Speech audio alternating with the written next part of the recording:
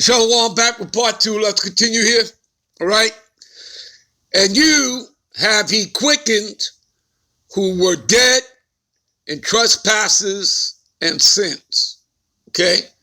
So again, why did the Israelites, the Negro, Latinos, and Native Americans go into captivity in the first place? Because we sinned. We broke the covenant. You understand? We moved the Lord to wrath. Okay? All right? Give me a minute. All right. This is an example, and I'm going to take you to another one. How we moved the Lord to wrath. You guys can read, this thing on your own. All right? Okay. They have moved me to jealousy with that which is not God. In other words, who were worshiping devils, false gods. All right? Idolatry. All right? And what is the first commandment? Thou shalt have no other God before me. You understand that, people?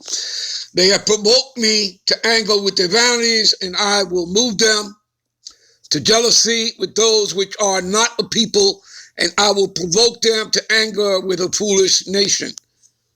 That foolish nation in particular is talking about the Edomites. All right? So you guys can read, write on down, keep reading. Let me take you to another precept. Right? This is Baruch 4 and 6. Ye were sold to the nations. See that? We were sold to the nations. Okay? By the way, how were we redeemed? Through the blood of Yahushua on the cross. Okay? So we weren't bought with money. You understand that? And as it says in Deuteronomy 28:68, no man shall buy you. And if you understand that our Lord Yahushua, he's not a man, and nor is he returning as a man. Now, he came on the earth as a man, and he was on the earth many times. He was regenerated many times. I believe he was the second Adam. He was also King Melchizedek, all right, who came on to Abram, later known as Abraham, right? And again, he appeared and then disappeared. All right. So, he was also, Isaac, the father of Jacob and Esau. So that is who gave Esau his power, and that's who's coming to take him out of power. All right. He was King Solomon. Okay. And when he died on the cross, he paid for those sins as King Solomon as well. All right. He just didn't die, for the nation of Israel. He died also for his sins as King Solomon. And, of course, he came back as Yahushua when he died on the cross. All right. So ye were sold to the nations, and in particular who? The Edomites, not for your destruction, talking about you Negro, Latinos, Native Americans, plus the other Israelites. All right. The Israelite, strangers, foreigners. All right, that look like the other nations, all right? So not for our destruction, but because we moved the Most High to wrath, and ye were delivered unto the enemies, particularly who? Esau, Edom, okay? And further backs that up, for example, would be Deuteronomy, 28th chapter, all right, the curses, 48, 49, and then you can jump down to 64. Therefore shalt thou serve thy enemies, which the Lord shall send against thee. See? And we just finished reading that, did we not? Yes. In hunger and in thirst and in nakedness and in want of all things. Do not these impostors own everything? Are not the real people of the Lord supposed to be on the bottom, poor? But the so-called people, right, the small hats, right, the Amalekites, they own everything, right?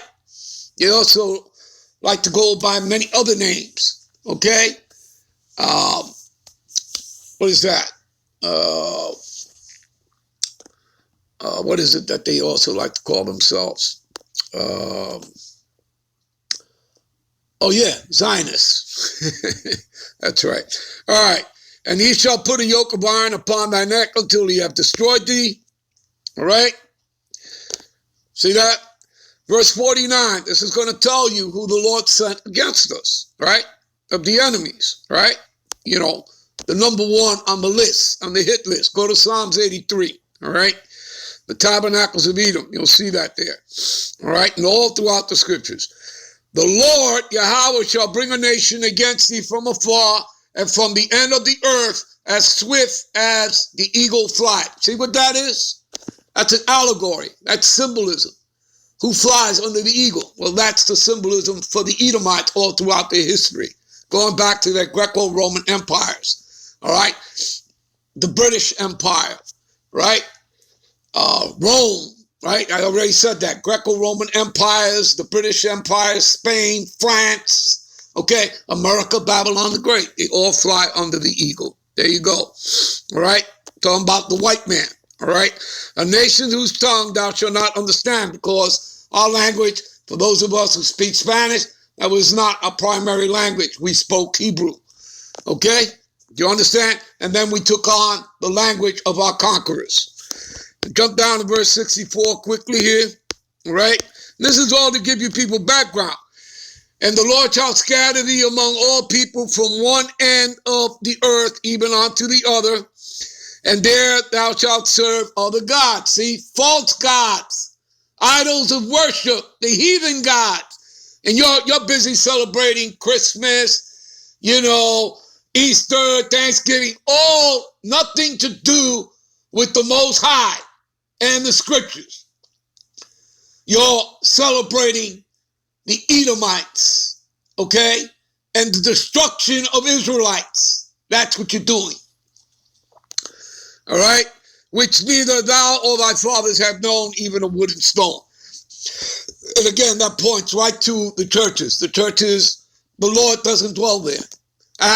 Twice in Acts, it will tell you that the Lord does not dwell in temples built by hand. He doesn't dwell in these temples, also known as churches, synagogues, whatever the hell you want to call them, because the Lord has another name for them. They're harlot houses. Okay? Now you read that twice in Acts. Acts 7:48, Acts 17:24. Okay? And about him calling them harlot houses, go to Jeremiah 5 and 7. All right? We're moving on. All right. Give me a minute. All right. So I've given you some background. All right? Okay? And you have he quickened who were dead in trespasses and sins. You understand that we sin. And so like any good parent, you know, you punish your children. All right?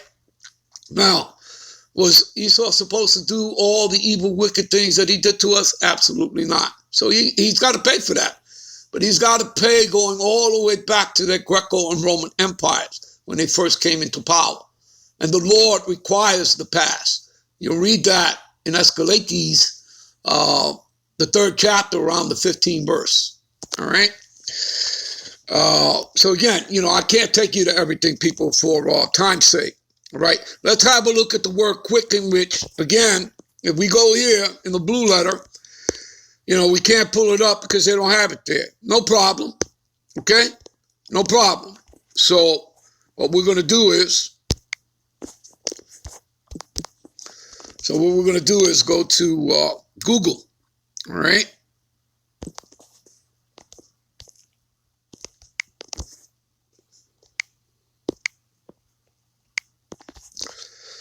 See? Quickened in the Bible. I will never forget thy precepts, because it is through thy precepts that I get understanding. Okay? All right? Now, as we scroll down here, okay?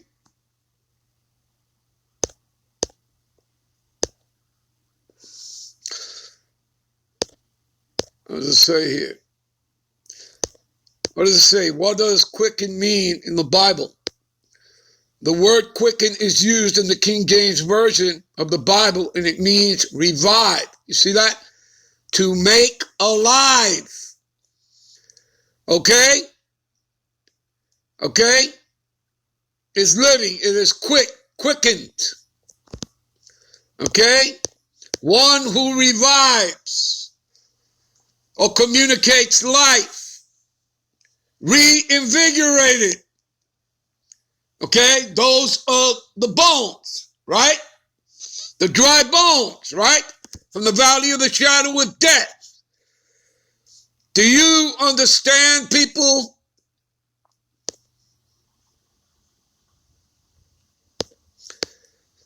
It is the spirit that quickeneth, all right? The flesh profiteth nothing. The words that I speak unto you, they are spirit, they are life. You got that, people? Do you understand? Are you getting the understanding? Are you seeing it?